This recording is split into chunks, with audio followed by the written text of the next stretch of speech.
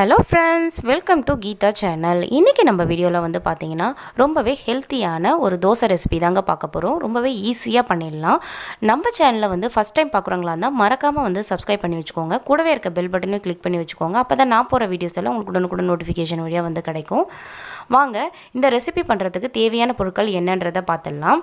அதுக்கு நான் 1 ஸ்பூன் மிளகு, 1 ஸ்பூன் சீரகம், ஒரு 8 பூண்டு பல்லு, ஒரு 6லேருந்து 7 சின்ன வெங்காயம் எடுத்து வச்சுருக்கேன். அதாவது 1 கப் அளவுக்கு வந்து பார்த்திங்கன்னா முடக்கத்தான் கீரையை நல்லா வாங்கி அலசி வச்சுருக்கேங்க. இதில் ஒரு 3 குழிக்கரண்டி அளவுக்கு நார்மலாக நம்ம வீட்டில் அரைக்கக்கூடிய தோசை மாவு தான் எடுத்து வச்சுருக்கேன். இதுக்கு தேவையான அளவுக்கு உப்பு வந்து எடுத்துருக்கேங்க. இப்போது இது எல்லாத்தையும் எண்ணெயில் நல்லா வதக்கி எடுத்துக்கலாம். அதுக்காக ஒரு கடாய் வச்சுருக்கேன். அதில் 1 டேபிள் ஸ்பூன் அளவுக்கு ஆயில் வந்து ஆட் பண்ணுறேன். இதில் மிளகு, சீரகம், பூண்டு இது எல்லாத்தையும் போட்டு லைட்டாக வந்து வறுத்துக்கலாம்.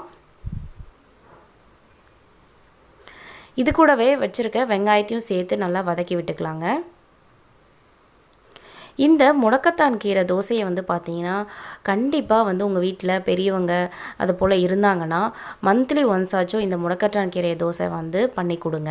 ரொம்பவே வந்து பார்த்திங்கன்னா ரொம்பவே ஹெல்த்துக்கு நல்லது. முடக்குவாதம், கை கால் மூட்டு வலி இது எல்லாத்துக்குமே வந்து ரொம்பவே நல்லதுங்க இது. இப்போது வெங்காயத்தையும் போட்டு நல்லா வந்து உப்பும் சேர்த்து வதக்கி விட்டுக்கிறேன். இப்போ நம்ம அலசி வச்சுருக்க கீரையும் வந்து சேர்த்துக்கலாம். இந்த முடக்கத்தான் கீரையை வச்சு தோசை மட்டும் இல்லைங்க, ரசம், துவையல், அது போல் அப்புறம் வடை நிறைய வந்து ரெசிபீஸ் வந்து பண்ணலாம்.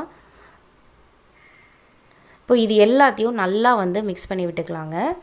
கீரை நல்லா வந்து வதங்கணும். நீங்கள் மூடி போட்டு வேக வச்சிங்கன்னா ஒரு சட்டுன்னு வந்து ஒரு 5 மினிட்ஸ்க்குள்ளேயே வந்து வதங்கிடுங்க. பாருங்கள், இப்போ நல்லா வந்து வதங்கிருச்சு. இந்த முடக்கத்தான் கீரை தோசையோடு வந்து பார்த்திங்கன்னா கார சட்னி, தேங்காய் சட்னி, மிளகாப்பொடி ரொம்பவே வந்து சூப்பராக இருக்கும் காம்பினேஷனு. நான் வந்து கார சட்னி தான் பண்ணியிருக்கேன். இப்போ இது நல்லா ஆறின பிறகு நம்ம வந்து மிக்சிங் பவுலில் வந்து இப்போ ட்ரான்ஸ்ஃபர் பண்ணிவிட்டேன். இதை நல்லா வந்து ஒரு ஃபைன் பேஸ்ட்டாட்டும் அரைச்சி எடுத்துக்கலாம். பாருங்கள், இந்த அளவுக்கு வந்து அரைச்சி எடுத்துக்கோங்க. தண்ணி ரொம்ப சேர்த்துறாதீங்க, லைட்டாக சேருங்க. ஏன்னா தோசை மாவும் தண்ணியாக தான் இருக்கும். பாருங்கள், இந்த அளவுக்கு வந்து பார்த்திங்கன்னா நல்லா அரைச்சி எடுத்துக்கோங்க. இப்போது ஒரு தவா வந்து காஞ்சிட்ருக்கு. ஸோ அதில் வந்து இப்போ நம்ம தோசையை வந்து ஊற்றி எடுத்துக்கலாம்.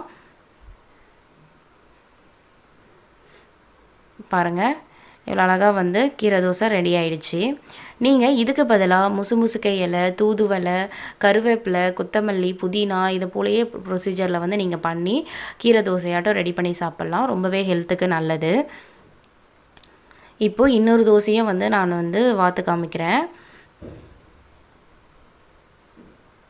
பாருங்கள், இதில் வந்து பார்த்தீங்கன்னா ஆயிலை விட நீங்கள் நெய் ஆட் பண்ணிங்கன்னா ரொம்ப ஃப்ளேவராக அண்ட் ரொம்ப டேஸ்டியாக இருக்குங்க. குழந்தைங்க இருந்தாங்கன்னா கண்டிப்பாக லைக் பண்ணி சாப்பிடுவாங்க.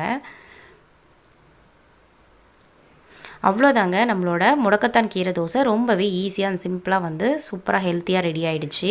இந்த வீடியோ உங்களுக்கு பிடிச்சிருக்கும்னு நினைக்கிறேங்க. பிடிச்சிருந்தா கீதா சேனலை லைக் பண்ணுங்கள், கமெண்ட் பண்ணுங்கள், ஷேர் பண்ணுங்கள் அண்ட் மறக்காமல் வந்து சப்ஸ்கிரைப் பண்ணி வச்சுக்கோங்க.